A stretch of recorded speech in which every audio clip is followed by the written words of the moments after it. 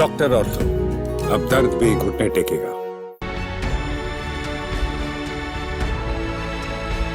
गुजरात के अमरेली जिले में सांवरकुंडला की बुद्ध विहार आवासीय सोसाइटी में रहने वाले बच्चों को स्कूल जाने के लिए परेशानी का सामना करना पड़ रहा है। आलम यह है कि स्कूल बस तक जाने के लिए इन बच्चों को कीचड़ के बीच से गुजरना पड़ता है। इसी रास्ते से इनकी मां भी साथ में पानी की बोतल लेकर जाती हैं, जिससे इनके गंदे जूतों को साफ कर सके। सड़क नहीं होने की वजह से उनकी सोसाइटी से स्कूल बस स्टैंड तक जाने वाला रास्ता बारिश के दिनों में बेहद गंदा हो जाता है।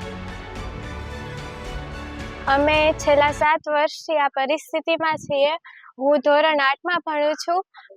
ચોમાસામાં મારા હાથમાં બૂટ હોય છે અને અમે ચપ્પલ પહેર્યા હોય છે। મારા મમ્મી લોકો કે જે કોઈ પણ સાથે હોય એ લોકોને પાણી ભરીને રોડ સુધી જવું પડે છે। અમારે રોડે પગ ધોવા પડે છે અને પછી બૂટ પહેરવા જોઈએ અને સ્કૂલે તો ફરજિયાત બૂટ પહેરવા જરૂરી છે, એટલે બૂટ પહેરવા જોઈએ છે। હવે અહીંયા 7 વર્ષથી રહું છું। હું જોઉં છું કે દર ચોમાસું આવે ત્યારે આ પરિસ્થિતિ અમારે ઊભી નૂભી હોય છે। સરકારને વારંવાર જાણ કરવા છતાં, નગરપાલિકામાં વારંવાર જાણ કરવા છતાં કોઈ કાંઈ આ પ્રશ્નનો ઉકેલ લાવતું નથી, બરાબર। અને અમારે ડેઈલી સવારે મારા છોકરાને અને મારે હોસ્પિટલે જવાનું હોય છે અને એને સ્કૂલે મૂકવા જવાનું હોય છે, ત્યારે અમારે હાથમાં ચપ્પલ લઈને ગારામાં ખૂંદવો પડે છે અને અમારે બહાર રસ્તા સુધી ચપ્પલ હાથમાં લઈને જવું પડે છે। सोसाइटी के लोगों का कहना है कि पिछले लंबे वक्त से बार बार शिकायत करने के बावजूद सड़क बनाने के लिए कुछ नहीं किया गया है।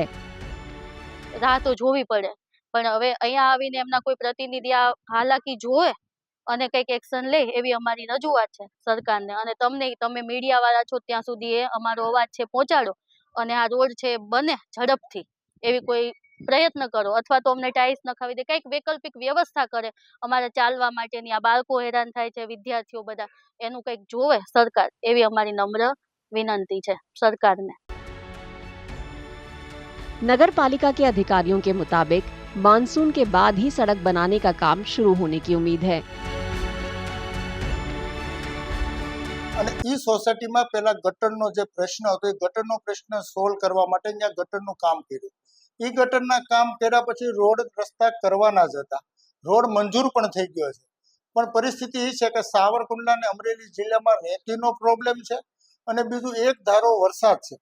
એ વરસાદ અને રેતીને હિસાબે રોડનું કામ થોડુંક મોડું થયું છે, એ સ્વીકારીએ છીએ, પણ નજીકના દિવસોમાં એટલે કે હું માનું છું કે 8 કે 10 દિવસમાં એના રોડનું કામ પણ ચાલુ કરી અને સીસી રોડ પણ આપણે મંજૂર કરેલો છે।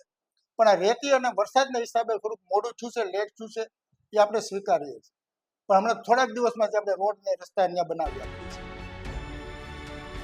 जब तक सड़क बनाने का काम नहीं किया जाता, तब तक सांवरकुंडला के इन स्कूली बच्चों का सफर तकलीफ भरा ही रहेगा।